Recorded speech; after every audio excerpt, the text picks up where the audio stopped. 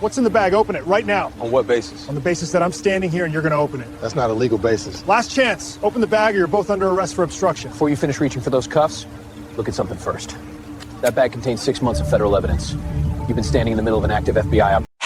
#racist cop tries to arrest 2 black men on park bench, unaware they're undercover FBI agents.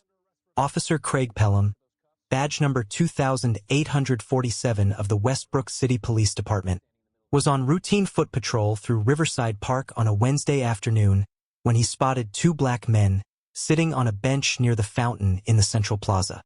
They were dressed casually. They were not arguing. They were not drinking. They were not causing any disturbance visible or audible to anyone in the surrounding park. One was reading something on his phone. The other had a coffee cup and was watching the fountain.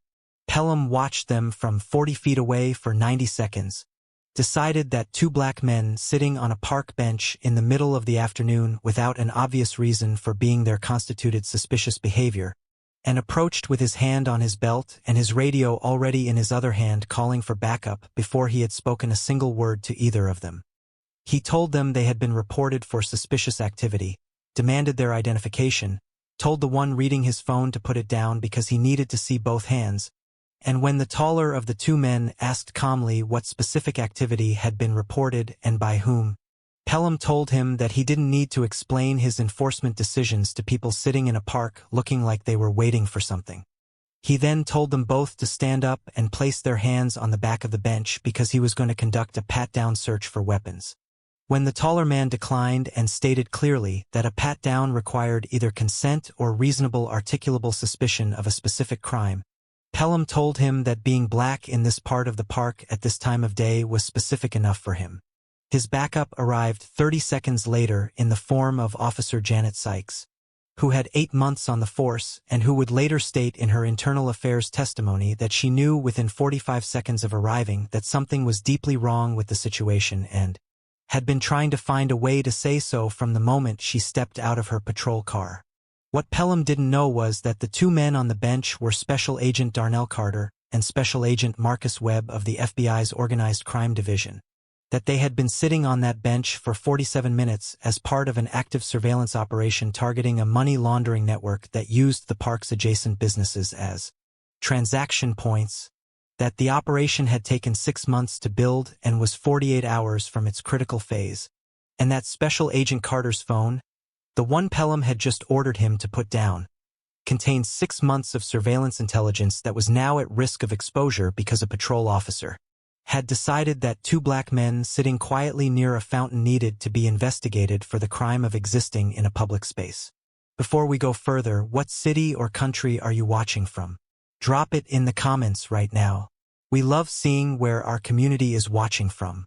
If you believe sitting on a park bench while black should not require a justification, an identification, or a pat-down search, then like this video and subscribe.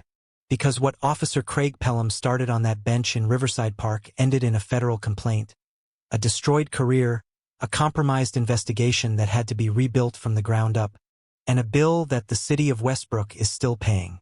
Special Agent Darnell Carter had been with the FBI for 11 years.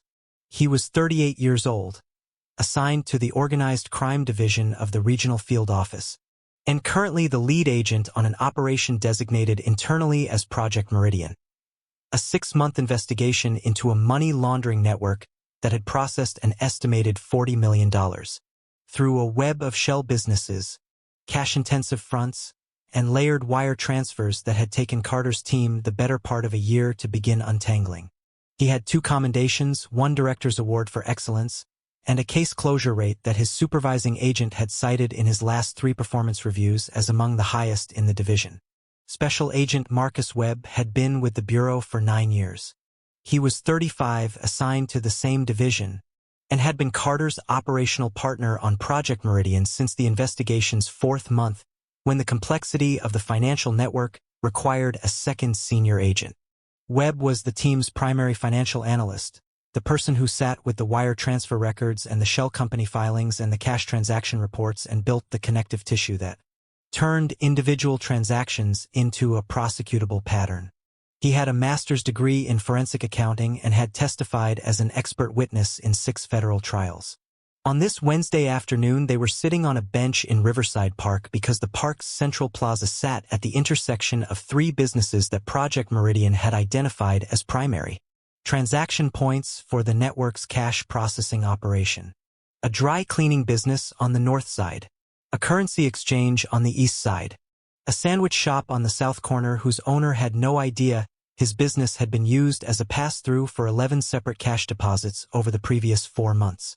Carter and Webb had been conducting rotating surveillance of these three locations for 3 weeks. Today was Carter's phone, loaded with 6 months of surveillance photographs, transaction records, and operational notes. That was doing the work.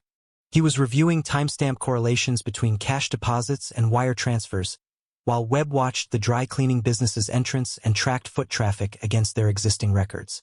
They had been on that bench for 47 minutes. They had spoken to no one. They had touched nothing. They had produced no sound that would have been audible to anyone more than 6 feet away. The fountain behind them provided a consistent ambient noise that made their low-voiced operational conversation invisible to any passerby. They had chosen this bench for exactly that reason for weeks earlier during their initial site assessment. They were 48 hours from the most critical phase of the operation, the moment when their financial evidence would be sufficient to support arrest warrants for 3 principal targets.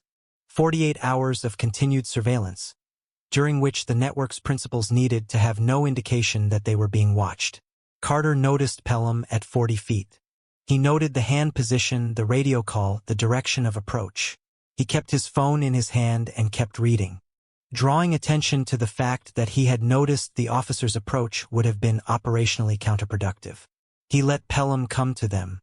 Officer Craig Pelham had been with the Westbrook City Police Department for 9 years. His personnel file was 23 complaints long. 15 of those complaints had been filed by black individuals. Unlawful stop allegations, racial profiling reports. One excessive force complaint from 2 years earlier that had resulted in a 5-day suspension that was reduced to a written warning after Pelham's union representative appeared at the disciplinary hearing. His lieutenant had written in his most recent evaluation that Pelham was proactive and highly attuned to his patrol environment. That evaluation had been written 6 months after complaint number 21. When Pelham looked at Carter and Webb on the bench, he performed an assessment that he had performed hundreds of times in 9 years of patrol. 2 black men, casual clothes, Central Plaza, sitting without an obvious commercial purpose, no shopping bags, no sports equipment, no indication of having come from or going to any identifiable destination. He told himself this was suspicious. He did not ask himself whether he would have found 2 white men in the same position equally suspicious. He had never asked himself that question in 9 years of patrol. Nobody had ever required him to. He approached with his radio in his left hand and his right hand resting on his belt and stopped 4 feet from the bench. "Afternoon," he said. "I need to see some identification from both of you." Carter looked up from his phone. His expression was completely neutral. "Good afternoon, officer. What's the reason for the request?"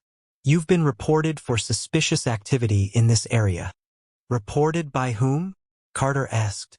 "I'm not required to disclose that." "What specific activity was reported?" Pelham's jaw tightened slightly. "I'm asking for identification. That's the starting point." Webb set his coffee cup down on the bench beside him and looked at Pelham with the same calm assessment Carter was using. "Officer, we're sitting on a public bench in a public park. We haven't committed any observable violation. Identification requests in a non-traffic context require a lawful basis." "What's the basis?" "The basis," Pelham said, his voice taking on a harder edge, "is that I'm a police officer asking you a question, and you're making it complicated." "We're asking for the legal standard," Carter said. "That's not complicated. That's the law." Pelham looked at Carter's phone. "Put that down. I need to see both hands." Carter did not put the phone down. "I'm not required to put down a personal device I'm using lawfully in a public space. I'll keep it where it is." Pelham stepped 1 foot closer. "Both of you stand up. Hands on the back of the bench. I'm conducting a pat-down." Carter looked at him with the specific expression he used in federal court when opposing counsel made an argument that did not survive first contact with the relevant statute.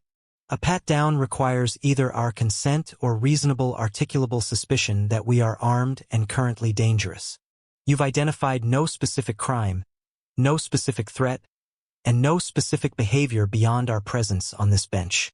We don't consent to a pat-down. Your presence on this bench is suspicious enough, Pelham said. In this part of the park at this time of day, you too. He stopped himself one word short of finishing that sentence. But the sentence was already constructed in the air between them, and everyone within earshot understood its shape. At this time of day, Carter said quietly. We too what, officer? Pelham said nothing. I'd like you to finish that sentence, Carter said. His voice had not changed in volume or temperature. It was still completely controlled. It was also now completely immovable. I want to make sure I understand the specific basis for this stop. Officer Janet Sykes arrived at the bench 40 seconds later, responding to Pelham's backup call. She was 26 years old, 8 months on the force, and she came around the fountain path and took in the scene with the fresh eyes of someone who had not spent 9 years building the kind of assumptions that made two men sitting near a fountain look like a police matter. She saw two men on a bench, one with a phone, one with a coffee, both completely still. Both looking at Pelham with the measured patience of people who were very confident in their position and very aware of its implications. She looked at Pelham. She looked at his hand position. She looked at the absence of any observable justification for what she was arriving to support. What do we have? She asked Pelham quietly. Suspicious persons. Refusing to identify and refusing a pat-down. Sykes looked at Carter and Webb. Have they been observed committing any violation?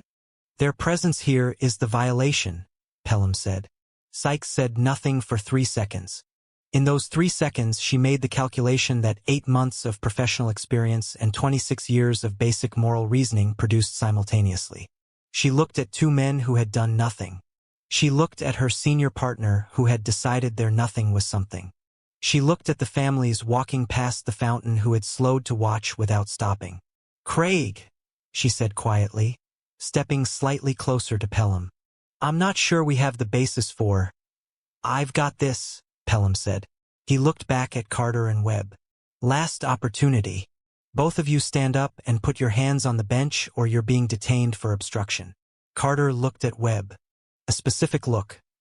Not surprise, not anger, just the wordless communication of two people who have worked together long enough to share a decision without speaking it. Carter reached into his jacket. Pelham's hand moved from his belt to his holster. Sykes took one step forward with her hand out. Whoa! Carter produced a black leather credential case. He opened it in one smooth motion and held it at Pelham's eye level. Webb produced his simultaneously from his own jacket. 2 gold federal seals. 2 official FBI photographs. 2 titles printed in clear official text beneath 2 names. Special Agent. Special Agent. Pelham's hand came off his holster. Sykes exhaled.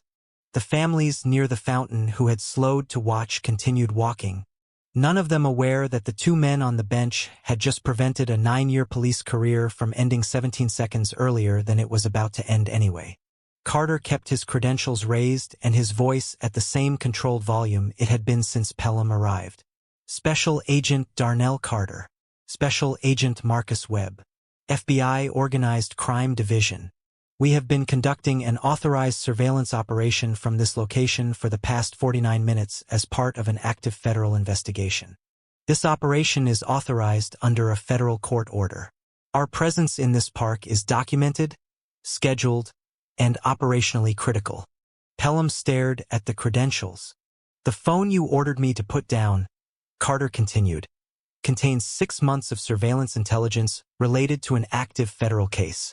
Your approach to this bench has been observed by at least 2 individuals associated with the network we are monitoring. We will not know for 48 hours whether this interaction has compromised our operational security. If it has, 6 months of investigative work and the federal resources invested in it will need to be reassessed. Pelham said nothing. You stopped us, Carter said. Because we were sitting on a bench. You told us that our presence in this part of the park at this time of day was suspicious. You stopped one word short of completing a sentence that would have told us exactly what you meant by that. I am a federal agent, and I am telling you that I understood the shape of that sentence before you stopped speaking it. So did my partner. So did Officer Sykes. So did the 3 people near the fountain who were close enough to hear it. Sykes was looking at the ground. You will give us your name, your badge number, and your supervisor's direct contact information, Carter said. Then you will leave this area immediately. Every second you remain here is a continued operational security risk to a federal investigation.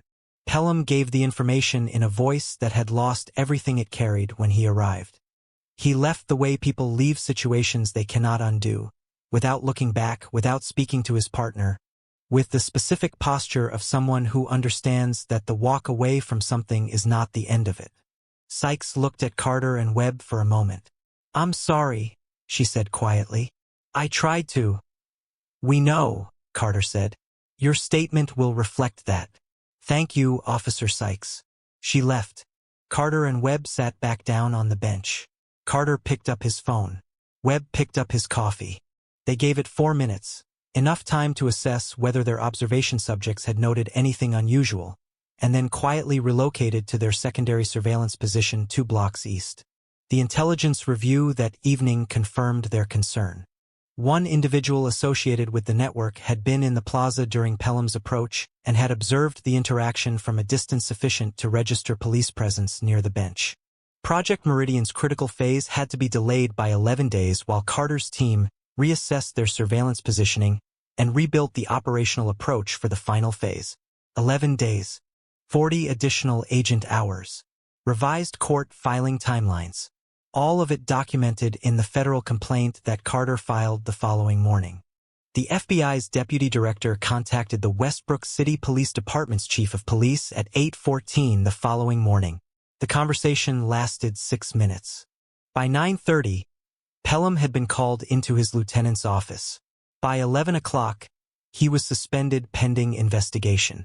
By 2 o'clock in the afternoon, the department's Internal Affairs Division had requested his complete personnel file and begun contacting the individuals who had filed the 23 prior complaints. Civil rights attorney Simone Okafor filed the federal lawsuit 3 weeks later on behalf of Carter and Webb jointly. The complaint sought $8.4 million and named Pelham personally, the Westbrook City Police Department institutionally, and the city itself for the documented failure to address 23 complaints over 9 years. The discovery process produced what the city's own attorneys described as an indefensible record. 23 complaints. 15 from black individuals. A statistical pattern of park and public space stops that showed Pelham's enforcement activity in predominantly white recreational areas of the city produced 1 stop per 40 hours of patrol. In the same park's Central Plaza, which served a more racially diverse population, his stop rate was 1 per 11 hours. The disparity had never been flagged. Nobody had been looking at location-adjusted stop rates. Nobody had been required to. The investigation also produced Sykes's internal affairs testimony, complete, precise, and damaging to every argument the department had prepared about Pelham's judgment. She described arriving at the bench and immediately recognizing the absence of any observable justification. She described Pelham's response when she raised a concern. She described the sentence he had stopped 1 word short of finishing. Her testimony was 11 pages, and it read like a deposition prepared by someone who had spent 8 months watching something build toward an outcome she had been unable to prevent and was now determined to document completely. Pelham was terminated 4 months after his suspension. He lost his pension after 9 years of service. His certification was revoked. The federal complaint became public record and was covered nationally. The specific detail that he had approached an active FBI surveillance operation and potentially compromised a 6-month federal investigation gave the story a dimension that straightforward profiling. Cases did not always carry. The institutional cost of his bias was not abstract. It was 11 days, 40 agent hours, and a restructured operational timeline on a $40 million money laundering case. The city settled for the full $8.4 million 9 months after Okafor filed. The settlement required mandatory bias training for all officers with documented stop pattern disparities, an independent quarterly audit of stop data adjusted for patrol location, and the creation of a public dashboard showing stop rates by officer, location, and demographic, a transparency measure that the department's union had opposed for 6 years and that the settlement made non-negotiable. Project Meridian concluded successfully 14 months after the bench incident. 3 principal targets were arrested, charged, and convicted. $42 million in laundered funds was seized. Carter received a commendation for the operation. Webb was promoted to senior special agent. Neither of them mentioned Riverside Park in their official after-action reports. They didn't need to. The federal complaint had already put it in the permanent record. Craig Pelham was 41 years old at termination. He worked a series of private security positions over the following 2 years, each one lasting until a background check surfaced the federal complaint and the termination circumstances. The third employer kept him for 4 months before a client recognized his name from a news article and requested his removal from their account. He was working overnight inventory at a distribution center by the end of his 2nd year out of law enforcement. The complaint was in the public record. It would always be in the public record. Janet Sykes continued her career. She completed her probationary period with a satisfactory evaluation, requested a transfer to the Community Affairs Division, and spent the following years working on exactly the programs that stops like the one at the fountain made necessary.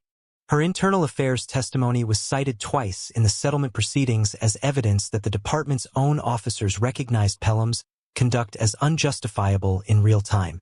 She was 28 years old at the time of the settlement. She had a long career ahead of her and a very clear picture of what she wanted it to look like. The lesson is simple enough to fit on the bench where it started. 2 men, a fountain, a phone, a coffee cup, 47 minutes of authorized federal surveillance work. 90 seconds of an officer watching them from 40 feet away and deciding that their existence in that space required investigation. 23 complaints. 9 years. 15 black individuals. 0 pattern reviews. Until the credentials came out and the federal complaint went in and the city had to look at all 23 in the same room at the same time and explain, in writing, why none of them had ever been enough. $8.4 million. 1 career ended. 1 operation delayed. 1 transparency dashboard that the union fought for 6 years and lost in 9 months. It should not require FBI credentials to sit on a park bench without being told to stand up and put your hands somewhere. It keeps requiring them because the complaints keep getting closed and the officers who produce 23 of them over 9 years keep being called proactive until the morning the credentials come. Out of the jacket and the sentence that was stopped 1 word short gets finished. Not by the officer, but by the federal complaint that documents its shape for the permanent record. If you believe that a park bench is a place where 2 people should be able to sit without justifying their presence to anyone, share this story with everyone who needs to understand what presumption of suspicion costs when it finally meets something it cannot dismiss. What reforms would make location-adjusted stop rate audits mandatory in your city before a federal lawsuit forces them? Drop your answer in the comments. And if you believe that $8.4 million is not the ceiling,